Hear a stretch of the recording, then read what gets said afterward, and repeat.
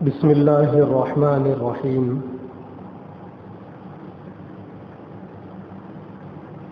الحمد لله رب العالمين،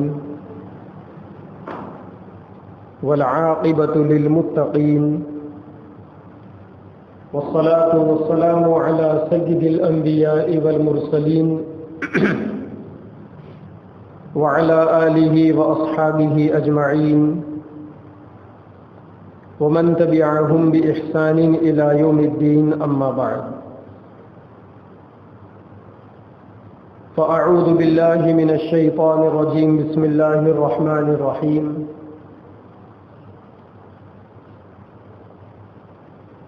وما من دابة في الأرض إلا على الله رزقها ويعلم مستقرها ومستودعها كل في كتاب مبين.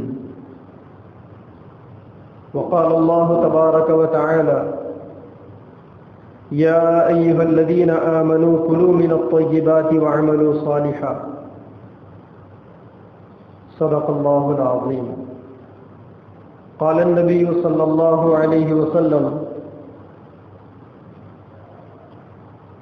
طلب الحلال فریضۃ بعد الفرائض، او كما قال عليه الصلاة والسلام.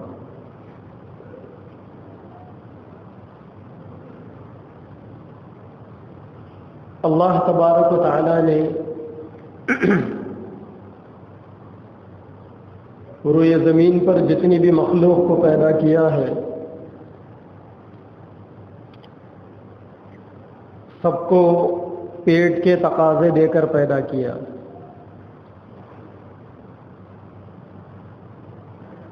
اللہ تعالیٰ کی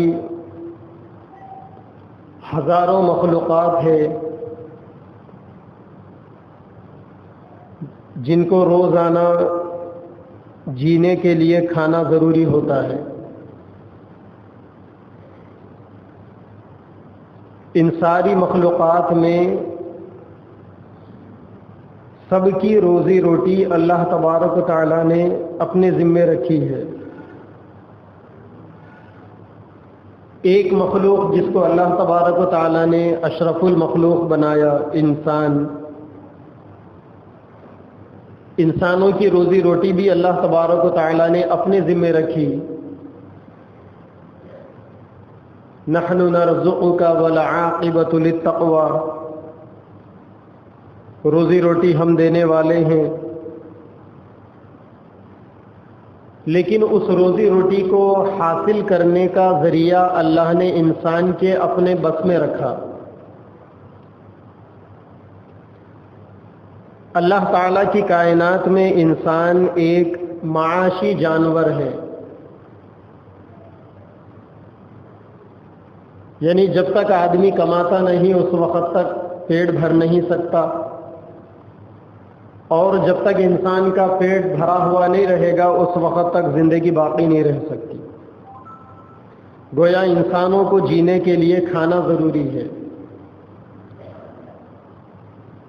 کھانے کے لیے جینا نہیں ہے، جینے کے لیے کھانا ہے. تو اللہ تبارک و تعالیٰ نے کھانے کی چیزیں بیان کر دی. اللہ کی چیزوں میں کچھ حلال چیزیں ہیں جو لوگوں کو کھانے کی اجازت جس کی دی گئی، اور کچھ غذائیں حرام ہیں جس کے کھانے سے انسانوں کو روکا گیا. اللہ تعالیٰ نے جن غذاؤں کو انسانوں پر حرام کر دیا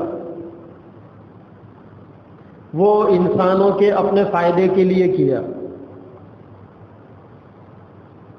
کیونکہ آج کی میڈیکل سائنس نے ریسرچ کے نتیجے میں یہ خلاصہ کر دیا کہ اسلام میں جن جن چیزوں کا کھانا حرام ہے ان چیزوں کے سائیڈ ایفیکٹس ہیں. انسانی جسم کے لیے، انسان کی صحت کے لیے وہ چیزیں بہت نقصان دہ ہیں. تو اللہ نے انسانوں کے لیے کچھ چیزیں حلال کی، کچھ چیزیں حرام کی. جو چیزیں حلال کی ہیں ان چیزوں کو بھی حلال طریقے سے کھانے کا ایک دوسرا ذریعہ مسلمانوں کو بتایا. گوشت کھانا حلال ہے، بکرے کا گوشت کھانا سارے انسانوں کے لیے حلال ہے، مسلمانوں کے لیے بھی حلال ہے، لیکن مسلمان بکرے کا گوشت کن پیسوں سے خرید رہا ہے وہ پیسے بھی حلال ہونا ضروری ہے۔ قرآن مجید میں اللہ تبارک و تعالی نے فرمایا یا ایھا الذین آمنوا کلوا من الطیبات واعملوا صالحا، اے ایمان والوں پاک غذائیں کھاؤ، حلال روزی روٹی کھاؤ اور نیک عمل کرو۔ انسانوں کے دنیا میں آنے کا مقصد اللہ کی عبادت ہے، اللہ تعالیٰ کی بندگی ہے، اور اللہ تعالیٰ کی عبادت اور بندگی اس وقت تک پوری نہیں ہو سکتی جب تک کہ آدمی اپنے پیٹ میں جانے والی غذا کی نگرانی نہ کرے۔ جو غذا بھی انسان کے حلق سے نیچے اترتی ہے اگر وہ غذا حلال ہے تب تو پھر انسان عبادتیں کر سکے گا، اور اگر حلق کے نیچے اترنے والی غذائیں حرام ہیں تو پھر حرام مال سے حرام لقمے سے پرورش پانے والا جسم کبھی اللہ تبارک و تعالیٰ کی عبادت کے سامنے کھڑا نہیں ہو سکتا، یہ طے شدہ ہے۔ اسی لیے اللہ تعالیٰ نے بنیادی طور پر مسلمانوں کو حلال روزی روٹی کھانے کی تعلیم دی۔ اللہ کے نبی صلی اللہ علیہ وسلم کی ایک حدیث ہے جس میں آپ نے فرمایا کہ رزق حلال کرنے میں بہترین طریقہ اختیار کرو۔ روزی روٹی اللہ تبارک و تعالیٰ نے اپنے ذمے میں رکھ دی، اور روزی روٹی کا تعلق نہ انسان کے ٹیلنٹ سے ہے، نہ انسان کی تعلیم سے ہے، نہ انسان کے ہنر سے ہے، اور نہ انسان کی عقل مندی چالاکی سے ہے۔ روزی روٹی کا تعلق انسان کی تقدیر سے ہے۔ حدیث پاک میں اللہ کے نبی صلی اللہ علیہ وسلم کا ارشاد ہے، بچہ جب ماں کے پیٹ کے اندر 4 مہینے مکمل ہو جاتے ہیں، سب سے پہلے تو وہ گندے پانی کا لوتھڑا رہتا ہے 40 دنوں تک، اس کے بعد پھر اس کو اللہ تبارک و تعالیٰ خون بناتے ہیں، پھر اس خون کو اللہ تبارک و تعالیٰ انسانی روپ دھار دیتے ہیں۔ ثم خلقنا النطفة علقة فخلقنا العلقة مضغة فخلقنا المضغة عظاما فكسونا العظام لحما۔ سب سے پہلے اللہ تبارک و تعالیٰ نطفے کو علقہ بناتے ہیں، گاڑے خون میں وہ تبدیل ہوتا ہے، پھر علقہ سے وہ مضغہ بنتا ہے اور تھوڑا اس میں سختی آتی ہے۔ جب 4 مہینے ہو جاتے ہیں تو جسم میں اندر ماں کے پیٹ میں ہڈیاں بنتے ہیں، پھر ان ہڈیوں کے اوپر اللہ تبارک و تعالیٰ گوشت چڑھاتے ہیں، پھر اس کے بعد 6ویں مہینے کے قریب روح ڈالی جاتی ہے، اور انسان کے ماں کے پیٹ میں بننے کے مرحلوں میں سب سے پہلے دل بنتا ہے، اور تبھی سے وہ دھڑکنا شروع ہو جاتا ہے، لیکن باضابطہ پوری باڈی کے اندر جو روح دوڑائی جاتی ہے وہ 6 مہینے کے لگ بھگ قریب میں۔ تو اللہ کے نبی نے فرمایا کہ بچہ جب ماں کے پیٹ کے اندر 4 مہینے کا ہو جاتا ہے تو اللہ تعالیٰ ایک فرشتے کو بھیج کر انسان کی تقدیر لکھ دیتے ہیں۔ ماں کے پیٹ کے اندر 4 چیزوں کا فیصلہ ہو جاتا ہے، اور وہ فرشتہ ہر انسان کے بارے میں اس کے دنیا میں آنے سے 4-5 مہینے پہلے ہی لکھ دیتا ہے کہ اب اس کے بارے میں 4 چیزیں تو کمپلسری ہے۔ سب سے پہلی چیز رزق کے بارے میں لکھ دیا جاتا ہے کہ یہ رزق کتنا کھائے گا اور کن کن طریقوں سے کما کر کھائے گا، کن کن راستوں سے کہاں کہاں کتنا رزق کھائے گا، فرشتہ ماں کے پیٹ میں ہی لکھ دیتا ہے۔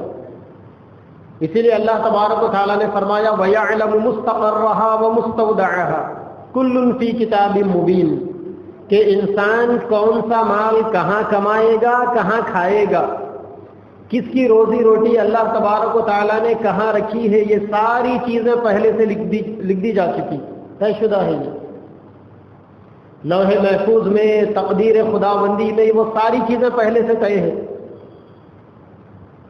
تو ماں کے پیٹ کے اندر چوتھے مہینے میں فرشتہ جن 4 چیزوں کو لکھتا ہے، پہلی چیز اس کے رزق کے بارے میں، دوسری چیز اس کے عمر کے بارے میں لکھ دیا جاتا ہے کہ یہ کتنی عمر پائے گا، کتنے سال جیے گا، کتنے مہینے جیے گا، کتنے ہفتے جیے گا، کتنے دن جیے گا، کتنے گھنٹے جیے گا بھی یا نہیں جیے گا وہ بھی، کیونکہ بہت سارے پیدا ہونے سے پہلے ہی مر جاتے ہیں، بہت سارے پیدا ہوتے ہوتے مرتے ہیں، اور بہت سارے پیدا ہوتے ہی مر جاتے ہیں، اور بہت سارے پیدا ہو کر چند دنوں میں، چند ہفتوں میں، چند مہینوں میں، چند سالوں میں، اور اکثر تو پوری زندگی گزار کر مرتے ہیں۔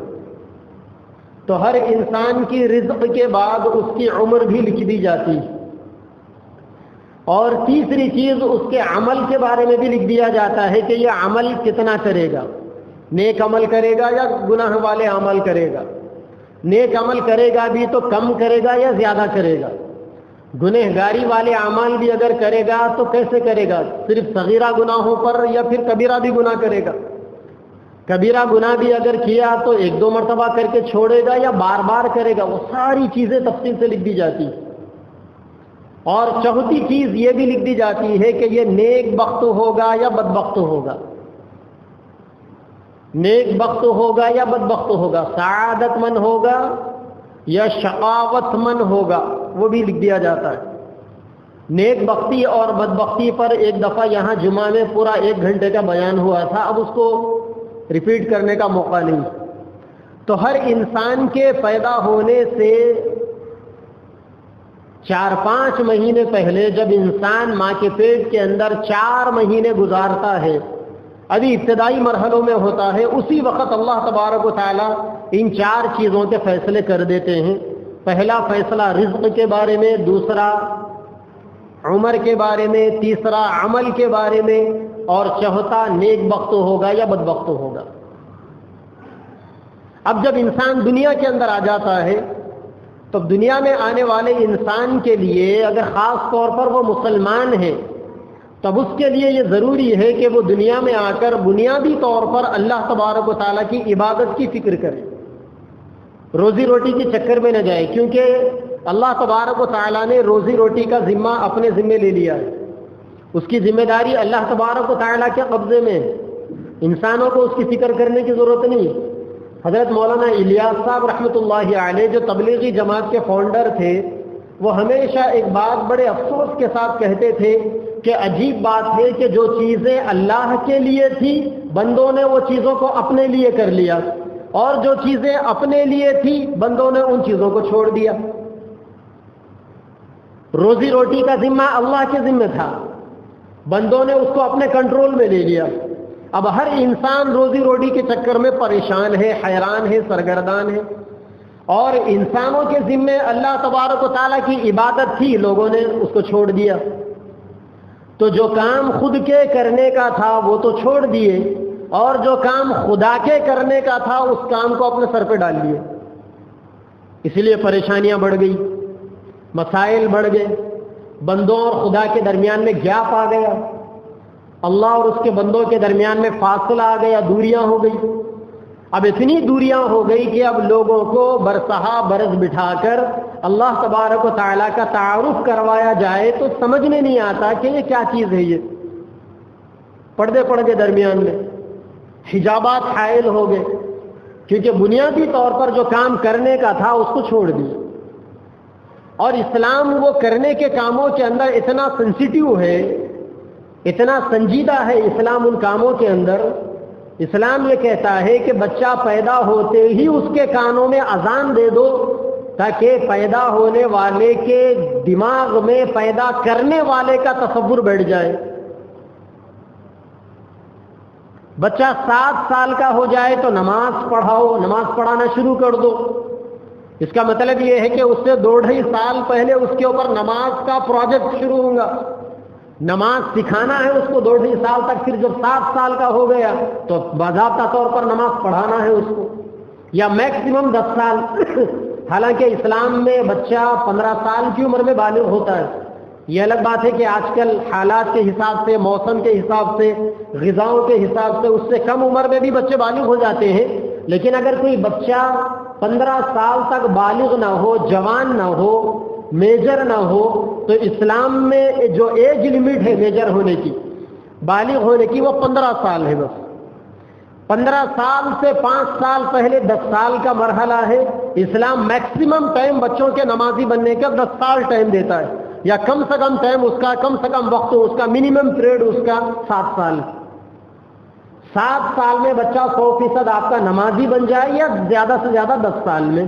اب اس سے 2.5 سال پہلے اس پروجیکٹ پر آپ کو عمل کرنا ہے، تو بچوں کے اوپر محنت کرنی ہے، نماز سکھانی ہے اس کو۔ 2.5 سال میں سیکھے گا بچہ، نماز کے فرائض سیکھے گا، واجبات سیکھے گا، اس کی سنتیں سیکھے گا، اس کے سارے طور طریقے مسائل کو سیکھے گا۔ یہ الگ بات ہے کہ ہمارے پاس یہ ساری چیزیں 55 میں بھی نہیں آتی، مگر یہ چیزیں بچپن میں ہی سیکھ لینے کی ہے، اس وجہ سے کہ اللہ نے عبادت کے لیے پیدا کیا۔ اب اگر بچپن سے انسان کو اللہ تبارک و تعالیٰ کی عبادت کا معیار سمجھ میں آ جائے، تو پھر روزی روٹی تو ایک ضرورت ہے جو اللہ تبارک و تعالیٰ دیتے رہتے ہیں۔ عبادت کرنے والوں کی روزی روٹی اللہ تبارک و تعالیٰ نہیں روکتے۔ ویسے تو اللہ تبارک و تعالیٰ کافروں کو بھی بہترین نعمتوں سے مالا مال کرتے، تو ایمان والوں کو کیوں اللہ تبارک و تعالیٰ روزی روٹی سے محروم کریں گے؟ مگر یہ گیپ آ گیا درمیان میں، ہمارے تعارف نہیں ہوا بچپن سے، بندوں کے سامنے اللہ کا، مخلوق کے سامنے خالق کا بچپن سے تعارف نہیں ہوا، تو اب دونوں کے درمیان میں دوریاں بڑھ گئی۔ اگر یہ صحیح طور پر تعارف ہوتا تو اسلام یہ کہتا ہے کہ ساری دنیا اللہ تعالیٰ نے تمہارے فائدے کے لیے پیدا کی، اور تم کو اللہ تعالیٰ نے آخرت کے لیے پیدا کیا۔ دنیا تمہارے لیے اور تم آخرت کے لیے، لہذا آخرت کی جستجو کرو، نیکیوں کی فکر کرو، عبادتیں کرو، اللہ تبارک و تعالیٰ کی بندگی کرو، اللہ تبارک و تعالیٰ کے احکامات کو پابندی سے بجا لاؤ۔ انہی ساری چیزوں میں جہاں اللہ تبارک و تعالیٰ نے دین کے چیزوں میں بہت ساری چیزیں بندوں پر فرض کی، وہیں پر اللہ تبارک و تعالیٰ نے ایک چیز روزی روٹی کو حلال طریقے سے حاصل کرنا بھی فرض کیا، کیونکہ یہ روزی روٹی کا معاملہ بندوں کے لیے ایسا ہے کہ جب تک روزی روٹی نہیں ہوگی اس وقت تک انسان کو ذہنی سکون بھی نہیں ملے گا۔ احادیث میں بیشتر جگہوں پر اللہ کے نبی صلی اللہ علیہ وسلم نے حلال لقمے کی فضیلت کو بیان کیا۔ ایک جگہ پر اللہ کے نبی صلی اللہ علیہ وسلم نے فرمایا کہ انسان کو روزی روٹی ایسا ہی تلاش کرتی ہے جیسا کہ اس کو موت تلاش کرتی ہے۔ انسان اگر روزی روٹی سے ایسا ہی بھاگے کہ مجھے روزی روٹی نہیں چاہیے، بھاگتا جائے، تو جیسا موت انسان کے پیچھے بھاگتی ہے ویسا ہی روزی روٹی بھی اس کو بھگا کر پکڑ لے گی، کیونکہ اللہ نے وہ طے کر دیا نا کہ جس انسان کے مقدر میں جتنی کوانٹیٹی ہے، جب تک وہ مکمل نہیں ہوگی اس وقت تک آدمی مر نہیں سکتا۔ بہت سارے لوگوں کے بارے میں آپ نے سنا ہوگا، بولتے ہوں گے مرتے مرتے بچے۔ آپ مرتے مرتے بچے نہیں، مرتے مرتے بچا لیے گئے آپ، کیونکہ آپ کے جو مقدر کا جو کھانا ہے ابھی وہ کوٹھا پورا نہیں ہوا، اور جب کوٹھا پورا ہوگا آپ بچنا بھی چاہیں گے تو پھر مریں گے آپ، کوئی دنیا کی طاقت آپ کو نہیں بچا سکتی۔ سیدنا علی رضی اللہ تعالیٰ عنہ سے کہ یہودی نے سوال کیا تھا کہ ایک انسان کو ایک کمرے میں پیک کر دیا جائے اور اس کمرے کو اوپر سے نیچے سے دائیں سے بائیں سے آگے سے پیچھے سے پورا پیک کر دیا جائے، کوئی ایک سوراخ کے برابر بھی ہوا جانے کی بھی وہاں پر جگہ نہ ہو، تو اس کو روزی روٹی کہاں سے ملے گی؟ حضرت نے فرمایا کہ جہاں سے موت آئے گی وہیں سے روزی روٹی ملے گی اسے۔ صفی پتھر کے کیڑے کو غذا ملتی ہے پتھر سے۔ ایک ایسا پتھر بھی ہے کہ جب اس کو پھوڑا جاتا ہے تو اس کے اندر سے کیڑا نکلتا ہے اور اس کیڑے کے منہ میں ہری گھاس ہوتی ہے۔ یہ اللہ کا نظام ہے۔ اللہ تبارک و تعالیٰ کے بارے میں آپ ہر نماز میں سورہ فاتحہ میں پہلی سورت پڑھتے ہو آپ، الحمدللہ رب العالمین، تمام تعریفیں اس اللہ کے لیے ہے جو ساری کائنات کا رب ہے۔ رب کہتے ہیں پالنے والے کو، ربیبہ کہتے ہیں دودھ پلانے والی کو، ماں اپنے بچے کو دودھ پلاتی ہے وہ ربیبہ ہے۔ مرضعہ بچوں کو دودھ پلاتی ہے وہ ربیبہ کہلاتی ہے، کیونکہ ماں اپنے بچوں کو اور عورتیں بچوں کو دودھ پلا کر پالتی ہے۔ اللہ تبارک و تعالیٰ پوری کائنات کو دودھ پلانے والا ہے، پوری کائنات کا پالنہار ہے وہ۔ ان اللہ هو الرزاق ذو القوة المتین، اللہ تبارک و تعالیٰ رزاق ہے۔ رزاق کہتے ہیں بار بار روزی روٹی دینے والے کو، ایک مرتبہ کھلا کے خاموش نہیں بیٹھتا ہو۔ کسی کے پاس مہمان بن کر چلے جاؤ، 2-4 دن کھلائیں گے، اس کے بعد چہرے کا رنگ بدل جائے گا، بیہیویئر چینج ہو جائے گا آدمی کا۔ لیکن اللہ تبارک و تعالیٰ کبھی دیکھا آپ نے اس کا بیہیویئر چینج ہوتے ہوئے؟ کبھی اس کے انداز بدلتے ہوئے آپ نے دیکھے؟ کبھی نہیں دیکھو گے آپ، کیونکہ وہ رزاق ہے۔ رزاق کہتے ہیں بار بار دینے والے کو، وہ تواب ہے، بار بار گناہوں کو معاف کرتا ہے۔ بار بار کی صفت اللہ تبارک و تعالیٰ کے اندر ہے۔ تو اللہ کے نبی نے فرمایا کہ انسان کو رزق ایسا ہی تلاش کرتا ہے جیسا انسان کو موت تلاش کرتی۔ لہذا اے لوگوں، روزی روٹی حاصل کرنے کے سلسلے میں حلال کی جستجو کرو۔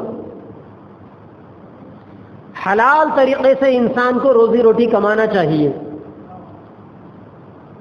حدیث پاک کے اندر اللہ کے نبی صلی اللہ علیہ وسلم نے فرمایا، حضرت مقداد فرماتے ہیں اللہ کے نبی نے فرمایا، انسان جن کھانوں کو کھاتا ہے ان میں سب سے بہترین کھانا وہ ہے جو انسان اپنے ہاتھ کی محنت سے کھائے۔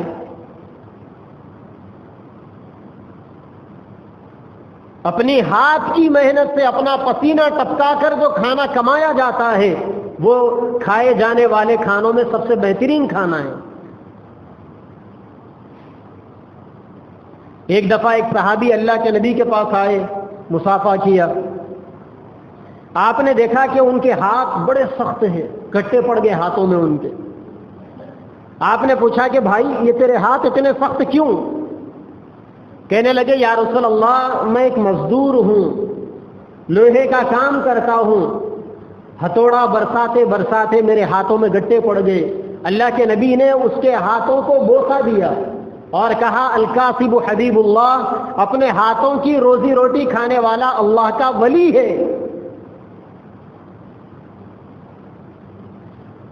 اللہ کے نبی نے صحابہ کرام کی جو تعلیم، جو تربیت فرمائی، اس کے نتیجے میں صحابہ، ہر صحابی اپنے وقت کے بڑے ولی تھے۔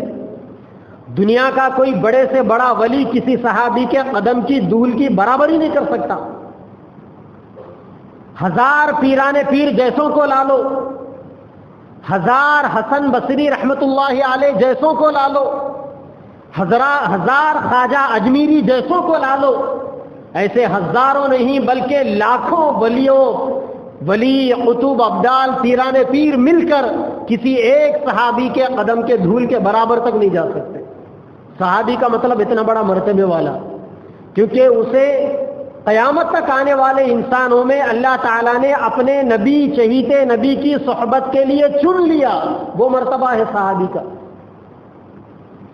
اس کے باوجود صحابہ کرام کی اللہ نے کیسی تربیت فرمائی؟ ہر صحابی یا تو کوئی مزدور تھا، یا کوئی زراعت کرتا تھا، یا کوئی تجارت کرتا تھا۔ صحابہ تو بات کا معاملہ ہے، نبیوں سے بات شروع کرتے ہیں۔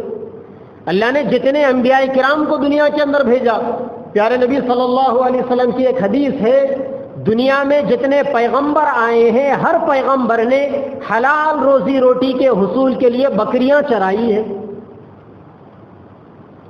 آپ اپنے معاشرے کے اندر جو کام لمباڑوں کے لیے خاص سمجھتے ہو، لمباڑے کی بولتے بکریاں چرانے والے کچھ بھی بولتے ہوں گے، آپ اپنے معاشرے کے اندر جو کام اس برادری کے لیے ضروری سمجھتے ہو، بکریاں چرانا، وہ کام ہر نبی نے کیا روئے زمین میں۔ خود پیارے نبی صلی اللہ علیہ وسلم نے بھی وہ کام کیا۔ چنانچہ حضرت علی فرماتے ہیں ایک دفعہ اللہ کے نبی نے فرمایا اجیاد، مقام اجیاد، آج اگر جانا نصیب ہو، اللہ تعالی ہم سب کو بار بار نصیب کرے، حرمین کی زیارتیں۔ حرمین میں جب آپ جائیں گے تو کعبۃ اللہ کا 1 نمبر گیٹ ہے، کنگ عبدالعزیز گیٹ، ملک عبدالعزیز گیٹ۔ اس کے سامنے وہ کلاک ٹاور والی بڑی بلڈنگ ہے. جب انسان 1 نمبر گیٹ کی طرف پیٹ کر کر اس طرف رخ کرے گا اس بلڈنگ کی طرف تو لیفٹ میں ایک چھوٹا سا پہاڑ نظر آئے گا. آج اس کے اوپر بھی بہت ساری ہوٹلیں. وہاں سے ایک راستہ جائے گا عزیزیہ کی طرف جہاں عام طور پر انڈیا کے حاجیوں کو رکھا جاتا ہے. تو وہ جو علاقہ ہے پہاڑ کا وہ علاقہ اجیات کہلاتا ہے. اللہ کے نبی صلی اللہ علیہ وسلم نے صحابہ کو اس طرف اشارہ کرتے ہوئے بتایا دیکھو نبوت سے پہلے میں اس علاقے کے اندر بکریاں چرایا کرتا تھا. تو کائنات میں اللہ تعالیٰ نے جتنے پیغمبروں کو بھیجا ہر پیغمبر روزی روٹی کے لیے حلال لقمے کے لیے اپنے پیٹ بھرنے کے لیے بکریاں چرایا ہے. کچھ پیغمبر وہ تھے جو کھیتی باڑی کا کام کرتے تھے, کسان کا کام کرتے تھے. سیدنا داؤد علیہ السلام لوہار کا کام کرتے تھے. اللہ نے قرآن میں ان کی شان بتائی وَأَلَنَّا لَهُ الْحَدِيدَ کہ داؤد علیہ السلام کے ہاتھ میں یہ معجزہ تھا کہ جب لوہے کو ہاتھ لگاتے تو وہ موم بن جاتا تھا. اس لوہے کو آگ میں تپا کر پگھلانے کی ضرورت نہیں پڑتی تھی. معجزہ تھا, نبی تھے نا.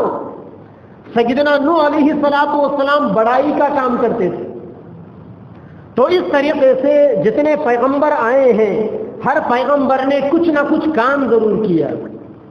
سیدنا موسیٰ علیہ السلام کا اگریمنٹ ہوا تھا ان کے سسرے حضرت شعیب علیہ السلام سے 8 سال بکریاں چراؤ گے تم بیوی کے مہر کے لیے, اور اگر تم 10 سال فَإِنْ أَتْمَمْتَ عَشْرًا فَمِنْ عِنْدِكَ اگر 10 سال مکمل ہو جائیں گے تو وہ ان کی طرف سے تھا.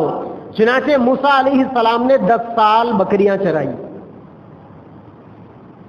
روئے زمین پر اللہ تبارک و تعالیٰ کے سب سے چہیتے بندے انبیاء کرام ہر نبی نے اپنی محنت کی روزی روٹی کو اپنایا. اللہ تعالیٰ نے قرآن مجید کے اندر نبی کو مخاطب ہو کر فرمایا کہ اے نبی پاکیزہ حلال لقمہ کھاؤ. اللہ نے قرآن مجید کے اندر ایمان والوں کو مخاطب ہو کر فرمایا کہ پاکیزہ اور حلال لقمہ کھاؤ.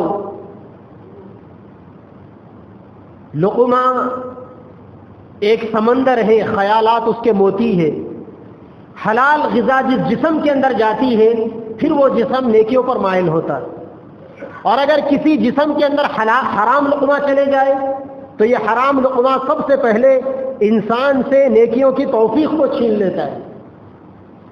پہلی بات تو یہ ہے کہ انسان غذا لیتا ہے طاقت کے لیے, اور اللہ تبارک و تعالیٰ نے حرام کھانے کی یہ نحوست رکھی ہے کہ حرام کھانے والے کو طاقت نہیں آتی چاہے کتنا بھی کھا لے ہو. جب انسان حلال لقمہ کھاتا ہے تو اللہ تعالیٰ اس کو جسم میں جانے کے بعد طاقت کو ڈیوائڈ کر دیتے ہیں, تقسیم کر دیتے ہیں. آنکھوں کی طاقت آنکھوں کو مل جاتی ہے, کانوں کی طاقت کانوں کو مل جاتی ہے, ہاتھ پیر کی طاقت ہاتھ پیر کو ملتی ہے, دل کی طاقت دل کو, معدے کی طاقت معدے کو, جگر کی طاقت جگر کو, دماغ کی طاقت دماغ کو, اور جسم کی طاقت جسم کو. یہ ساری چیزیں اللہ تبارک و تعالیٰ ڈیوائڈ کر دیتے ہیں. اور اگر اس کو اچھے انداز میں سمجھنا چاہو تو یوں سمجھو صحابہ کرام رضوان اللہ تعالی علیہم اجمعین نے جتنی جنگیں کی ہیں میکسیمم جنگیں رمضان کے مہینے میں ہوتی تھی. آج رمضان کے مہینے میں جبکہ 44 ڈگری اگر دھوپ کی گرمی بڑھ جائے تو آپ گھروں سے باہر نہیں نکلیں گے روزے کی حالت میں, لیکن صحابہ کرام وہاں 50 55 60 ڈگری میں تلوار لے کے دشمنوں سے لڑتے تھے جنگوں میں. اللہ کے نبی کی زندگی کے اندر جتنی جنگیں لڑی گئی ہے تقریباً زیادہ سے زیادہ جنگیں رمضان میں لڑی گئی, روزے کی حالتوں میں لڑی گئی. اور عجیب بات ہے کہ وہ رمضان وہ جنگیں بھی جو ہوتی تھی نا وہ رمضان کی پہلی تاریخوں میں نہیں, رمضان کے بعد کی تاریخوں میں, کبھی 10 دن کے بعد, کبھی 15 دن کے بعد, کبھی 20 دن کے بعد. یعنی جب انسان روزہ رہ رہ کے بالکل نڈھال ہو جاتا ہے, اب طاقتیں انسان کی جواب دے دیتی ہے, ایسے ماحول میں صحابہ نے جنگ کی. وہ کہاں سے آئی تھی طاقت؟ وہ حلال لقمے کی طاقت تھی جو صحابہ کھاتے تھے تو اللہ تبارک و تعالیٰ اس طاقت کو ان کے جسم کے اندر نور بنا کر دوڑاتے تھے. اور وہ طاقتیں صحابہ کرام کو 60 سال 70 سال 80 سال 90 سال کے بوڑھے اور جا کے روزے کی حالت میں دشمنوں سے لڑ رہے ہیں, وہ طاقتیں ان کے لیے رکاوٹ نہیں بنتی تھی. یہ سارا کا سارا کمال تھا صحابہ کرام کے حلال لقمے کا، 100% صحابہ کرام حلال لقمہ کھاتے تھے، بلکہ ان میں تو بعض وہ مرتبے کی بھی تھے جو صدقے کا مال بھی نہیں کھاتے تھے، حالانکہ صدقے کا مال غریبوں کے لیے جائز ہے، مگر صحابہ کرام صدقے کا مال بھی نہیں کھاتے تھے۔ ایک دفعہ سیدنا ابو بکر صدیق رضی اللہ تعالیٰ عنہ نے کھا لیا، کچھ کھجوریں آئیں کھا لیا، کسی نے کہا کہ ارے رے رے رے صدقے کا مال تھا، فوری اپنے حلق کے اندر انگلیاں ڈال کر پوری وامٹنگ کر دی، انہوں نے پورا قے کر دیا تاکہ پورا کا پورا باہر آ جائے وہ، حالانکہ وہ صدقے کا مال حلال مال ہے۔ لیکن اگر کوئی آدمی یہ سمجھتا ہے کہ میں اس مال کے کھانے کا مستحق نہیں ہوں، صحابہ کرام یہی سمجھتے تھے، وہ مال بھی نہیں کھاتے تھے۔ تو انسان جب حرام لقمہ کھاتا ہے تو انسان کے جسم کو طاقت نہیں ملتی اور انسان کا جسم کمزور پڑ جاتا ہے، اور پھر آدمی کے دل کے اندر بزدلی پیدا ہوتی ہے، آدمی کے اندر پھر ڈیرنس ختم ہو جاتا ہے، اور جو لوگ حلال لقمہ کھاتے ہیں نا، پھر وہ ڈیر ہوگا، ساری دنیا کو نچائے گا، باپ کا بیٹا کسی سے نہیں ڈرے گا وہ۔ 2-4 باپ کے بیٹوں کی اگر میں مثال دے دوں، آ جائیں گے سسرال والے لینے کے لیے نماز کے بعد، مگر آپ تلاش کرو، اکیلے میں ملو گے تو بتاؤں گا میں۔ اس زمانے کے اندر، آج دجالی دور کے اندر، میرے نبی کے زمانے سے 15 صدیاں گزرنے کے بعد آج بھی ایسے مرد مجاہد پیدا ہوئے تھے، ایک دو نے ساری دنیا کے سپر پاوروں کو اپنے جوتیوں کی نوک پر نچایا۔ یہ شجاعت اور بہادری ایک ایمان والے کو اللہ تبارک و تعالی حلال لقمے کی برکت سے عطا فرماتے ہیں۔ حرام لقمہ کھانے سے انسان بزدل بنتا ہے، ہمتیں پست ہو جاتی ہے، پھر کچھ نہیں کر سکتا، اور پھر وہی مثال کتے اور بلیوں کے مانند انسان ہو جاتے ہیں۔ حرام لقمہ کھانے سے آدمی کی نیکیوں میں کمزوری آ جاتی ہے، اللہ تبارک و تعالیٰ کی عبادتوں میں کمزوری آ جاتی ہے، اطاعتوں میں کمزوری آ جاتی ہے۔ مجھ جیسے گنہگاروں کا بیان سن کر کوئی انسان فیصلہ کرے گا یہ کیا گنہگار زندگی ہے، کل سے اللہ کی عبادت کروں گا، نمازوں کی پابندی کروں گا، پابند بن جاؤں گا، لیکن کل نہیں بنے گا کیونکہ پیٹ کے اندر حرام لقمہ ہے۔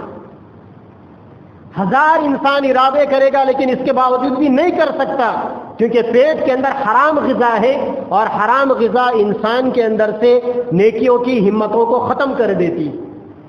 اسی لیے اللہ کے نبی صلی اللہ علیہ وسلم نے فرمایا، جو آدمی حلال لقمہ تلاش کرتا ہے تاکہ میں حلال روزی روٹی کھاؤں، تاکہ میں اپنے بیوی بچوں کو حلال لقمہ کھلاؤں، تاکہ میں اپنے رشتہ داروں کی، اپنے پڑوسیوں کی حرام مال کے ذریعے سے میں مدد کروں، جو آدمی یہ کام کرتا ہے، اللہ کے نبی نے فرمایا کل قیامت میں اللہ تبارک و تعالیٰ اس انسان کے چہرے کو ایسا نورانی بنائیں گے، 14ویں رات کے چاند کے مانند اس کا چہرہ چمکتا ہوا ہوگا۔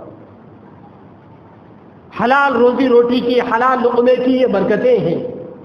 اور ایک جگہ پر اللہ کے نبی صلی اللہ علیہ وسلم نے فرمایا کہ جو آدمی حلال لقمہ کھائے اور اپنے بیوی بچوں کی تربیت کرے اور لوگوں کو اپنی تکلیف سے بچائے، دوسروں کو تکلیف نہ دے، تو اللہ کے نبی صلی اللہ علیہ وسلم نے فرمایا کہ ایسے لوگ وہ لوگ ہوں گے جن کو اللہ تبارک و تعالیٰ کل نبیوں کے ساتھ میں ان کا حشر فرمائیں گے، او کما قال علیہ الصلوۃ والسلام، کہ آدمی حلال روزی روٹی کھائے، بیوی بچوں کو حلال لقمہ کھلائے، لوگوں کو اپنی تکلیف سے بچائے، اور اللہ کے نبی صلی اللہ علیہ وسلم کے طریقوں کے اوپر عمل کرے، ان کے ساتھ اللہ تبارک و تعالیٰ یہ اعزاز اور یہ اکرام کا معاملہ فرمائیں گے۔ انسان کو زندگی کے اندر حلال لقمے کی جستجو کرنی چاہیے۔ ایک حدیث میں اللہ کے نبی صلی اللہ علیہ وسلم نے فرمایا کہ اے لوگوں، اپنے آپ کو کاہل اور سست بنا کر مت بٹھاؤ، اور دوسروں کا محتاج مت بناؤ اپنے آپ کو، اور اسی طریقے سے اللہ تبارک و تعالیٰ کے علاوہ کسی غیروں سے اپنی ضرورتوں کو مت مانگو۔ اسلام یہ کہتا ہے کہ انسان اپنے آپ کو کاہل مت بنائے،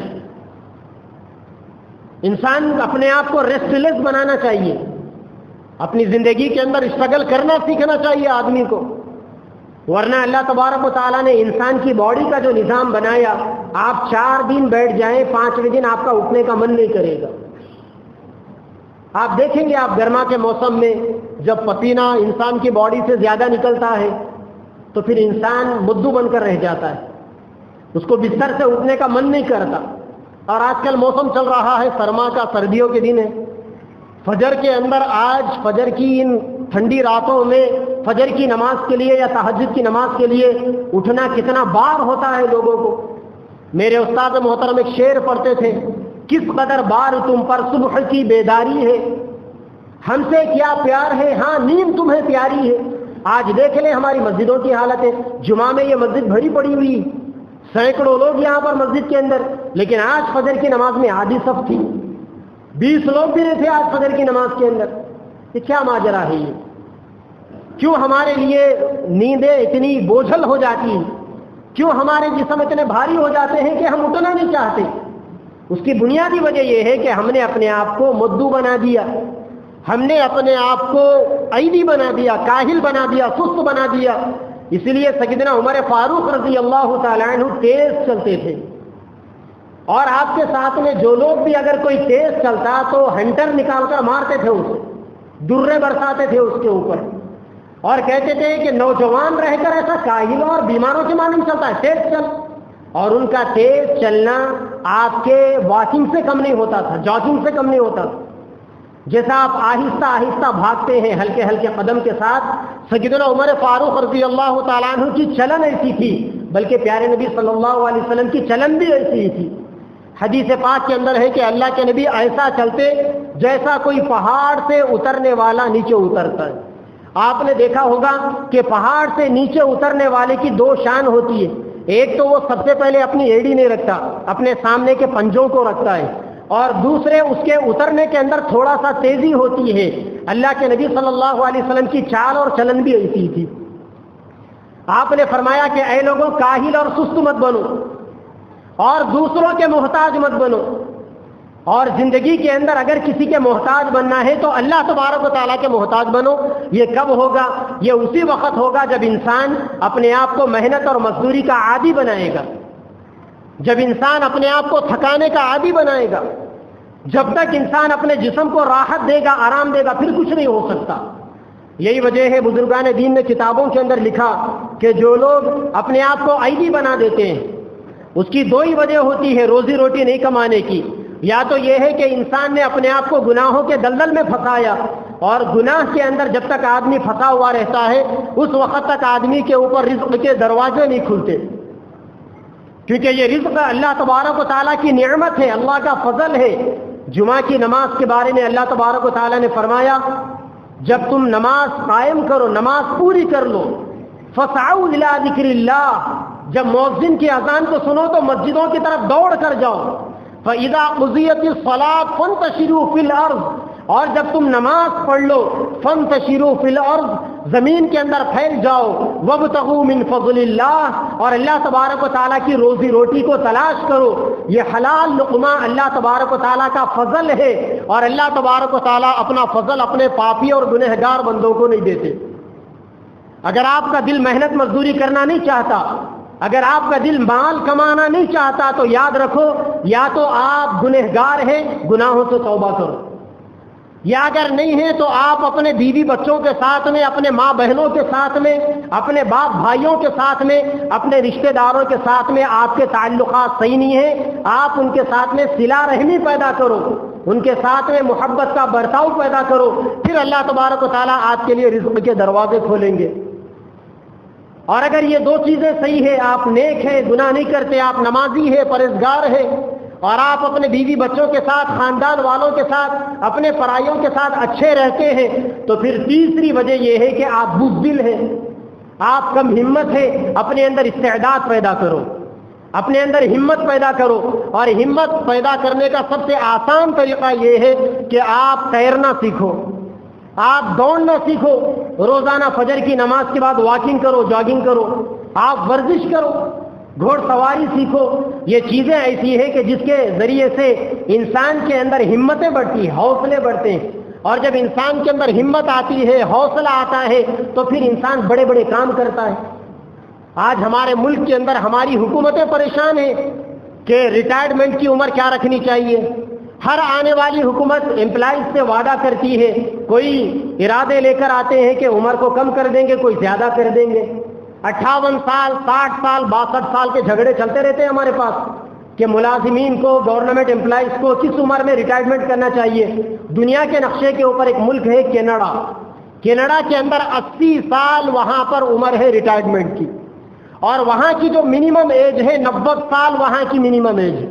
اس کی بنیادی وجہ یہ ہے کہ وہاں کی حکومتوں نے جگہ جگہ پر بڑے بڑے پارکس بنا دیے، بڑے بڑے میدان بنا دیے۔ آپ جائیں گے تو 3:30 بجے، 3 بجے، 4 بجے وہاں لوگوں کی واکنگ شروع ہو جاتی ہے، اور اس کلچر میں آپ دیکھیں گے 8 بجے، 9 بجے کے بعد کسی گھر کے اندر آپ کو لائٹ جلتی ہوئی نظر نہیں آئے گی۔ کہتے ہیں ماہرین نفسیات اور میڈیکل سائنس والے کہ جو لوگ واکنگ کرتے ہیں اللہ تبارک و تعالیٰ آٹومیٹک ان کی عمر کے اندر 10 سال 20 سال کا اضافہ کر دیتے ہیں۔ دراصل ہر انسان اپنی عمر کو لکھا کر لے کر آتا ہے، اضافہ نہیں ہوتا، لیکن اضافے کا مطلب یہ ہے کہ انسان کے اندر جینے کا ڈھنگ آتا ہے، حوصلہ آتا ہے آدمی کے اندر، اور واکنگ کرنے والا، جاگنگ کرنے والا، گھوڑ سواری کرنے والا، دوڑنے والا، تیراکی کرنے والا، اسپورٹس کھیلنے والا بوڑھا نہیں ہوتا جلدی۔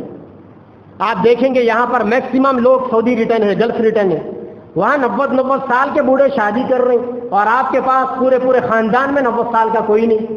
کوئی اگر ہو گیا تو اخبارات میں اس کی فوٹو چھپتی ہے کہ اپنے علاقے کا، اپنے خاندان کا بڑی ایج کا آدمی ہے۔ آپ کب کرو گے 90 سال کی عمر میں شادی؟ انشاءاللہ اگلے جمعہ میں شادی کے اوپر ہی 4 شادیوں کے اوپر بھی بیان کریں گے انشاءاللہ۔ کم از کم وہ بیان سن کے تو آپ جوان ہو جاؤ۔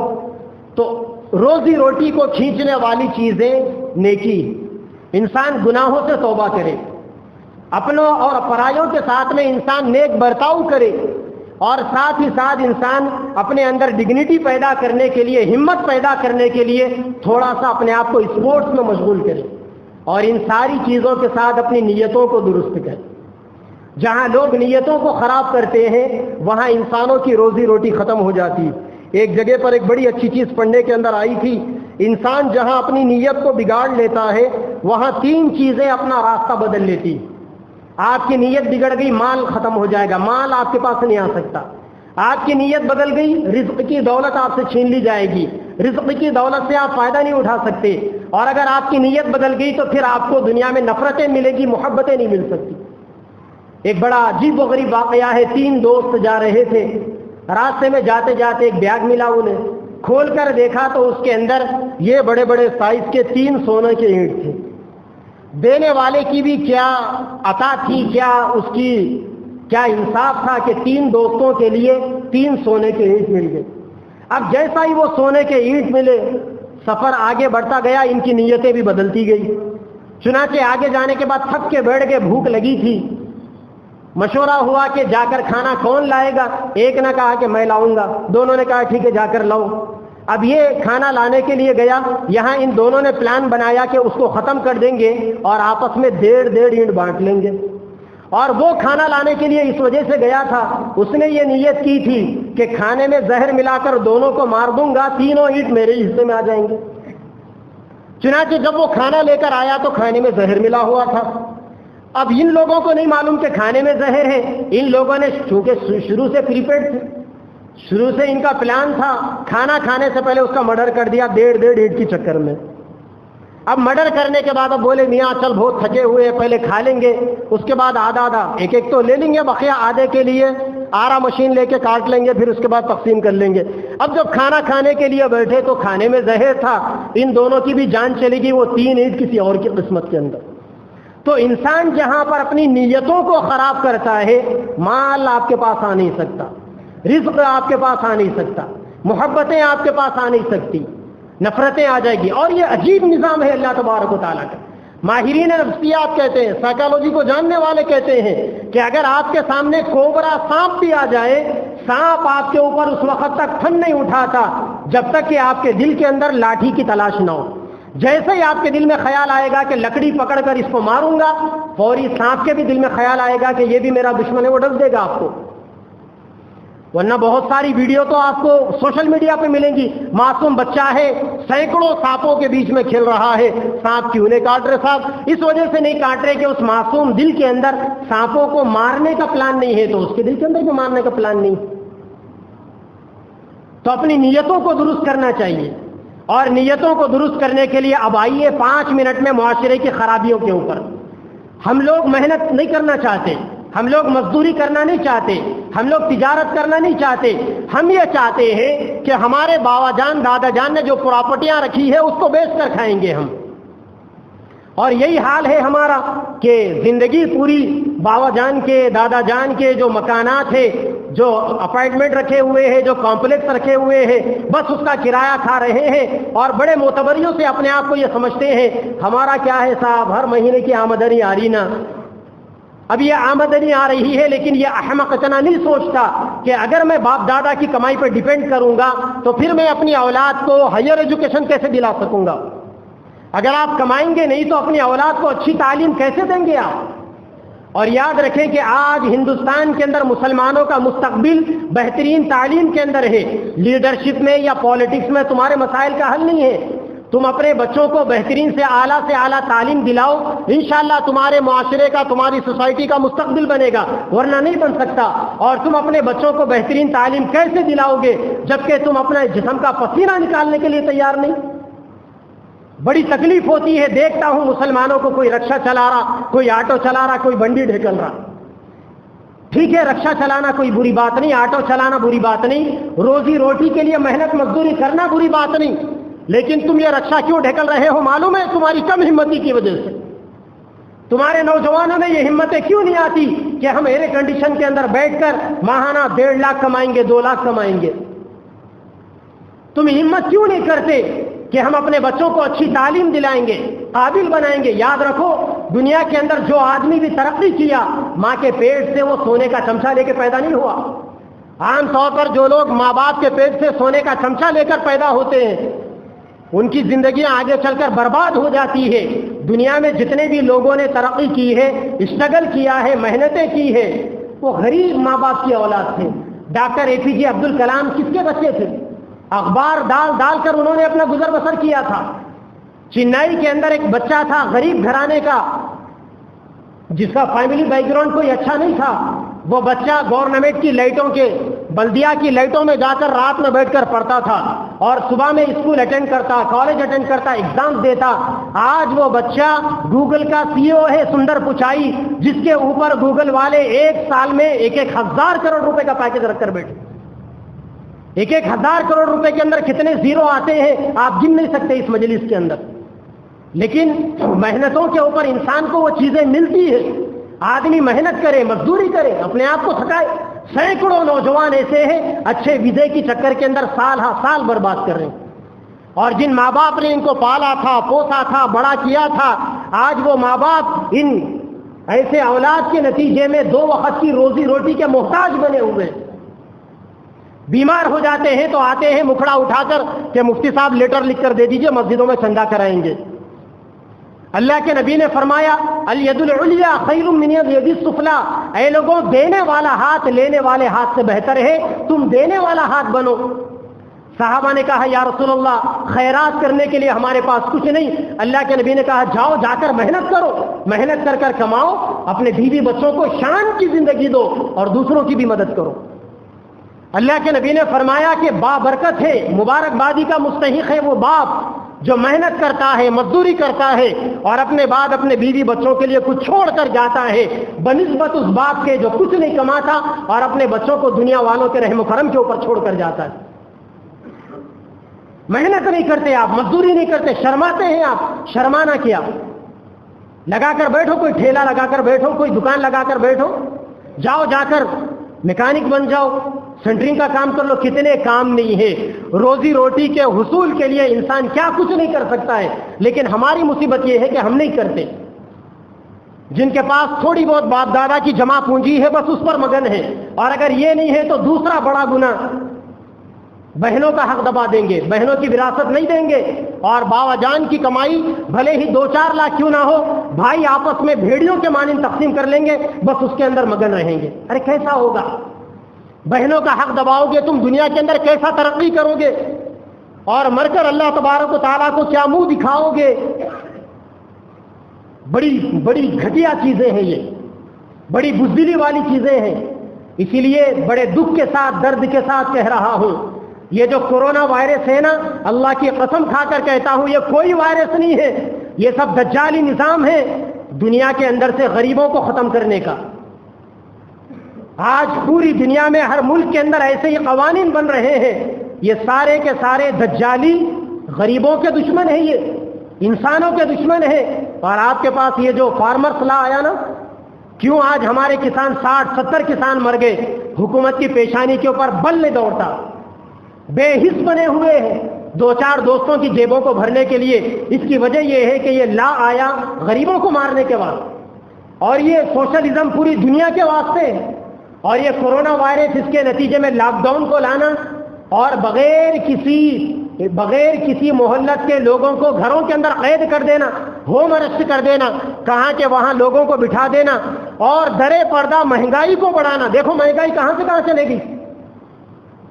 مہنگائی کے بارے میں کوئی ٹاپک کر رہا؟ آج کوئی نہیں کر رہا۔ آج اس مہنگائی کے اندر جو حرام کمانے والا ہے وہ تو موج مستی کی زندگی جیے گا، صاحب مسائل تو حلال کمانے والوں کے۔ جو آدمی روزانہ 30-40 روپے کماتا، 100 روپے کماتا، روزانہ جو آدمی 500-1000 روپے کما رہا، اس کے لیے مسئلے ہیں۔ وہ سوچ میں پڑے گا کہ اس مہنگائی کے اندر میں اپنی زندگی کیسے گزاروں۔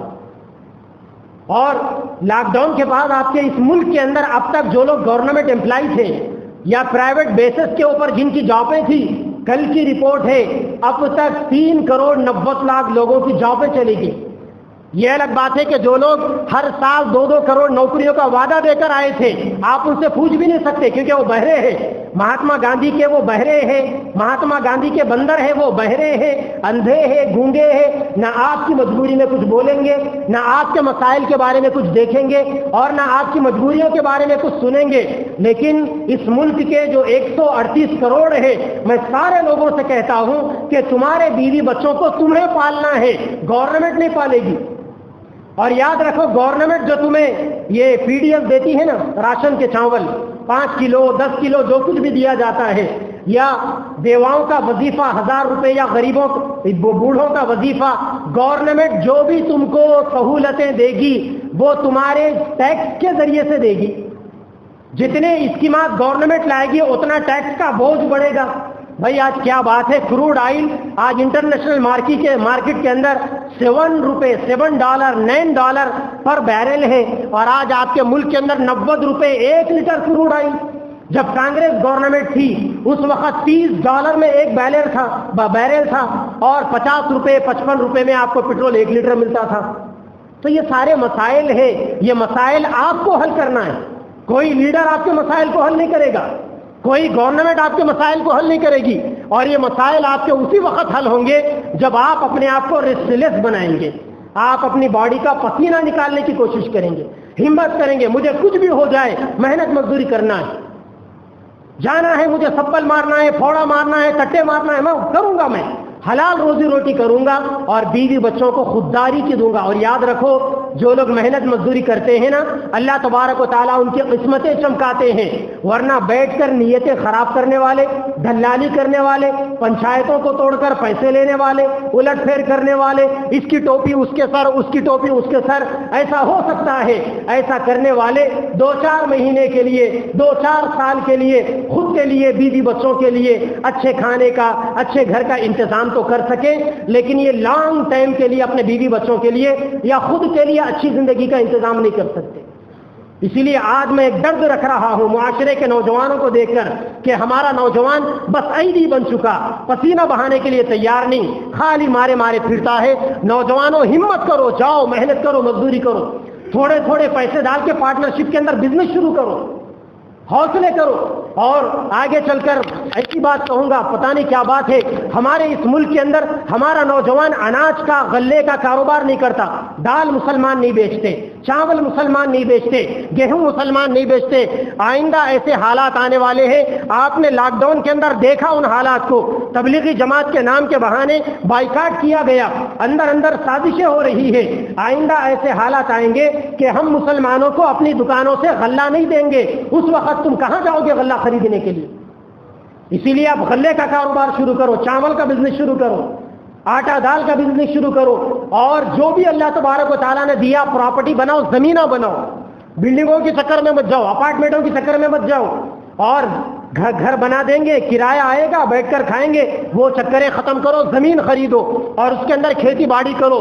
آئندہ اس ملک کے اندر ایسے حالات آئیں گے، اندر سازشیں ہو رہی ہے، تیری بربادیوں کے فسانے ہیں آسمانوں میں، انادل باغ کے غافل نہ بیٹھے آشیانوں میں۔ آپ کے بارے میں یہ فیصلے ہو چکے ہیں کہ آئندہ سوشل بائیکاٹ کیا جائے گا آپ کا۔ اس وقت کیا کام آئے گا؟ جو 2-4 ایکڑ آپ کی زمین ہوگی، اسی زمین کے اندر آپ پیداوار کر سکیں گے اور اپنے بیوی بچوں کا پیٹ پال سکیں گے۔ ایسے ناگفتہ بھی حالات آنے سے پہلے اور ایسی سنگینی آنے سے پہلے ابھی سے پلان کرو، 2-4 نوجوان 8-10 لوگ مل جاؤ، تھوڑے تھوڑے پیسے ڈالو، پارٹنرشپ میں کاروبار شروع کرو اور نیت صاف رکھو۔ یاد رکھنا اگر نیت خراب ہوگی، آپ امبانی بن جاؤ، اڈانی بن جاؤ، ولید بن طلال بن جاؤ، یا ایلن ماسک بن جاؤ، یا وارن بفٹ بن جاؤ، یا بل گیٹس بن جاؤ، آپ ایک دن ناکامی کا منہ دیکھنا پڑے گا۔ نیتیں درست کرو، محنت کرو، انشاءاللہ اللہ تبارک و تعالیٰ برکتیں دیں گے۔ تھوڑے بہت پیسے والے ہیں، پیسے ڈالو، ڈال کر زمینیں خریدو، ایکڑوں کے اندر خریدو، وہاں پر پلان کرو۔ اللہ تبارک و تعالیٰ نے زمین کے اندر لوگوں کے روزی روٹی کے اسباب رکھے ہیں۔ دیکھو کہ لوگ زمینوں کے ذریعے سے کتنے کروڑ پتی بنتے جا رہے ہیں۔ آپ کو پلان کرنا پڑے گا کہ مجھے وہاں کیا کرنا ہے، مجھے پولٹری فارم ڈالنا ہے، یا انڈوں کا مجھے فارم ڈالنا ہے، یا فش فارم ڈالنا ہے، یا مجھے بکریوں کو پالنا ہے۔ ارے ہر نبی نے بکریاں پالا تھا، آپ بھی بکریاں پالو، کچھ نہ کچھ تو کرو میرے بھائی۔ اورنگزیب عالمگیر رحمۃ اللہ علیہ کے استاد تھے ملا جیون رحمۃ اللہ علیہ، بڑے غریب انسان تھے۔ ان کی بیوی کے سامنے انہوں نے غربت کا ایک مرتبہ دکھڑا سنایا۔ بیوی نے کہا کہ ایک کام کرو، بازار سے چند انڈے لے کر لا کر مجھے دے دو۔ انہوں نے چند انڈے لا کر بیوی کو دیا۔ بیوی نے بازو والوں سے کھڑک مرغی کرائے پر لی اور اس مرغی کو انڈوں پر بٹھا دیا۔ چند دنوں کے بعد 8-10 بچے نکلے۔ اب یہ مرغی کے بچے بڑے کیے گئے، ان سے اور نسل بڑی۔ بیوی نے کیا کیا؟ ان سے کہا کہ کچھ مرغیوں کو بیچو، 2 بکریاں خرید کر لاؤ۔ 2 بکریاں خرید کر لائے۔ اب اس بکریوں کو بیوی نے اس کو پالا، پرورش کی۔ اورنگزیب وقت کے بادشاہ کے استاد تھے، مگر جنگل جا کر چارہ بکریوں کا خود لے کر آتے تھے۔ چنانچہ دیکھتے دیکھتے بکریاں بڑی، پھر گایوں کو خریدا گیا، پھر اونٹوں کو، گھوڑوں کو خریدا گیا۔ ایک وقت ایسا آیا کہ ملا جیون اپنے وقت کے کروڑ پتی شمار ہونے لگے۔ دیکھو انڈے سے اللہ تبارک و تعالیٰ نے کہاں پر پہنچایا۔ آپ کو ہمت کرنا پڑے گا۔ فَإِذَا عَزَمْتَ فَتَوَكَّلْ عَلَى اللَّهِ، اگر تم اللہ کے اوپر بھروسہ کرو گے تو پھر اللہ تبارک و تعالیٰ من جدہ وجدہ، جو محنتیں کرتے ہیں، جو کامیابیاں کرتے ہیں، اللہ تبارک و تعالیٰ ترقی ان کے مقدر میں رکھتے ہیں۔ اللہ سے دعا ہے کہ اللہ تعالیٰ معاشرے کے نوجوانوں کو یہ راز سمجھا دے، اور ہمارے نوجوان جو باڑی باڑی پھر رہے ہیں، بے روزگار بن کر پھر رہے ہیں، اللہ انہیں توفیق دے کہ وہ کچھ نہ کچھ کرے اور کچھ بھی حلال روزی کے حصول کے لیے کرنے میں وہ نہ شرمائے۔ وآخر دعوانا ان الحمد للہ رب العالمین۔